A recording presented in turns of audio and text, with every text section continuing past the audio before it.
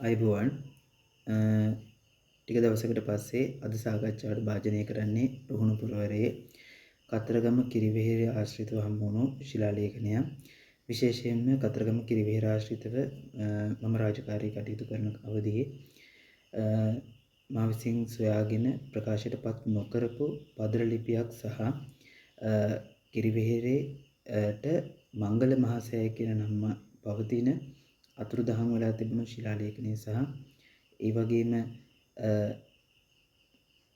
එය කියවා මා විසින් ඉදිරිපත් කළ වාර්තාවත් සමග සාකච්ඡා කළ ශිලාලේඛන දෙකත් ඉදිරියේදී මම පැහැදිලි කරන්නම්. මේ පවතින ශිලාලේඛනය දැනට කතරගම කිරිවෙහෙරේ ප්‍රදර්ශනයට පත් කරලා තියෙන ලිපියක්. විශේෂයෙන්ම කිරිවෙහෙරට යන පාමුල මණ්ඩපයක් මත සුරක්ෂිත කරලා තියෙන ශිලාලේඛන එක පිටපතක් තමයි මේ පවතින්නේ. මේ ශිලාලේඛනය සොයාගන්නේ කිරිවෙහෙරේ සලපතල මළුවේ තිබිලා. එතකොට ඉන්පස්සේ තමයි දෙපාර්තමේන්තුව මැදිහත් වෙලා මණ්ඩපයක් මත වර්තමාන වෙනකොට මෙම සෙල්ලිපිය තැන්පත් කරලා තියෙන්නේ. එතකොට මේ ශිලාලේඛනය අපරබ්‍රාහ්මණ්‍යවාදී ශිලාලේඛනය. මේ ශිලාලේඛනය අපි වැඩි වෙලා ගන්න නැතුව කියවීමට වාජනය කරමු. එතකොට අපි මුලින්ම දකින්නේ මෙතන තියෙන්නේ සාක්ෂරය. ඒක චුටි ඉරි කැලලක් මෙහෙන් ගිහලා තියෙන එක සී වෙලා තියෙනවා. ඊට පස්සේ මේ මෙහෙම ඇවිල්ලා මෙහෙම දකින්න මේ කා අක්ෂරය. ඊට පස්සේ මේ ඩා අක්ෂරය. මෙතන දැක්කොත් ඩා අක්ෂරය තමයි තියෙන්නේ. ඊට පස්සේ අපි මෙතන දකින්නේ හා අක්ෂරය. ඒ වගේම තමයි කඩා මේ වා අක්ෂරය. මේ ඊට පස්සේ පී කිය අපි ගත්තොත් පයන්න පී කරලා තියෙනවා. ගා අක්ෂරය, මා අක්ෂරය, ඊට පස්සේ දක කියලා තියෙනවා. එතකොට මෙතන තියෙනවා වා අක්ෂරය, හා අක්ෂරය, නා අක්ෂරය, කා අක්ෂරය. ඊට පස්සේ වා අක්ෂරය සා සී කරලා තියෙනවා.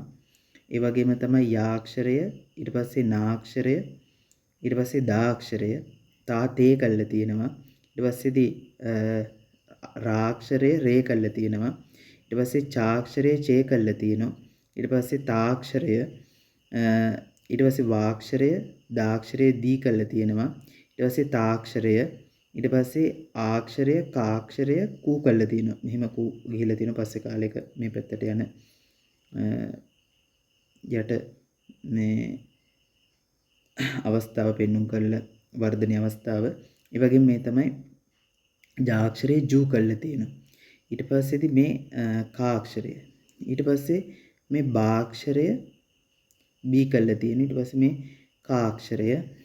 ඒ වගේම තමයි ජා අක්ෂරය, රා අක්ෂරය, නා අක්ෂරය. ඒ වගේම තමයි ඊට පස්සේ සා අක්ෂරය, මා අක්ෂරය, තා අක්ෂරය. ඒ වගේම වා අක්ෂරය, යා අක්ෂරය, චා අක්ෂරය, තා අක්ෂරය, රා අක්ෂරය. චුටියට මෙතන දැක්කොත් මේ දා අක්ෂරය දෝ කරලා තියෙනවා. මේ රා අක්ෂරය, හා අක්ෂරය හී කරලා තියෙනවා. ඊට පස්සේ මේ පා අක්ෂරය, තා අක්ෂරය, ගා අක්ෂරය, ඩා අක්ෂරය. ඒ වගේම ආ අක්ෂරය සහ තා අක්ෂරය, ඩා අක්ෂරය ඩී කරලා තියෙනවා. එනවා මේක පෙළගත්තොත් සී කඩ හ වපි ගම දක වහනක වසිය නද තෙරේ චෙත වදිත අකුජුක බික්කු මේ කයන්නත් කූ කරලා තියෙනවා. බික්කු ජරණ සමත වය චතර දොරෙහි පත ගඩ අතඩි.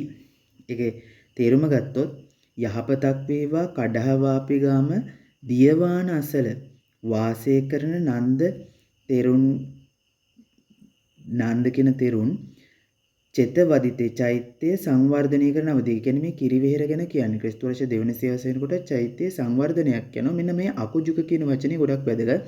සමහර විද්වතුන් මේ නමක් හැටියට, සමහර විද්වතුන් මේ ප්‍රදේශයක් හැටියට හඳුනාගෙන තියෙනවා. එනොත් මේ සම්බන්ධ තා වැදගත් කාරණාවක් මට කියන්න පුළුවන්. විශේෂයෙන් මේ අකුජුක කියන වචනය, අකුජ කියන වචනය තවත් ශිලාලේඛන වල තිබිලා හම්බ වෙනවා. විශේෂයෙන්ම සිතුල්පව්වේ ශිලාලේඛනයක අකුජ මගම කියන වචනේ තියෙනවා. ඒ සඳහා දීලා තියෙන අර්ථය තමයි පහළ මාගම කියන අදහස. එතකොට අකුජුක කියන එකෙන් මෙතන පහළ කියන අදහස දැක්වුවා වෙන්නත් පුළුවන්. දැන් මේ බික්කු චරණ කියන එක භික්ෂු ආචාර්යවරයාගේ සම්මතයෙන් ආචාර්යවරයාගේ සම්මතයෙන්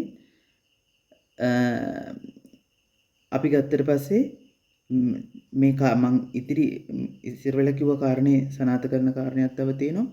චෛත්‍යයේ පහළ තමයි මේ පිය ඒ කියන්නේ චෛත්‍යයේ දොරටු හතරේ ඒ කියන්නේ හතර පැත්තට තියෙන චෛත්‍ය දොරටු හතරේ පහළ පියගැට පෙළ ඇතිරුවා කියලා තමයි මේකේ තේරුම තියෙන්නේ. ඒ නිසා සමහර වෙලාවට චෛත්‍යයේ පහළ කොටසේ චෛත්‍ය සංවර්ධනය කරනකොට මෙන්න මේ අවස්ථාව නිරූපණය කිරීමත් මේ පහළ කියන අදහස සමහරලාට අකුජු කියන එකෙන් දුන්න විය හැකි. මොකද අපි ගත්තොත් අර පහළ මාගම කියලා අදහස් කිරීම සඳහා සිතුල්පව්වේ ශිලාලේඛනයක අකුජ මගම කියන වචනේ දක්නට තියෙනවා. එතකොට අපි ඉදිරියේදී කිරිවෙහෙර ගැන සාකච්ඡා කරනකොට මෙතෙක් ප්‍රකාශයට පත් වෙලා නැති ශිලාලේඛනයක් සහ මංගල මහසෑය නම සඳහන් කෑලි වලට කැඩී කියොස් නැවත මා විසින් කතරගම රාජකාරී කරන අවස්ථාවේදී සොයාගත් ශිලාලේඛනය සම්බන්ධව ඉදිරියේදී සාකච්ඡා කරමු. ඉදිරි වීඩියෝවකින් ඒ ගැන සාකච්ඡාවට භාජනය කරන්න බලාපොරොත්තු වෙනවා.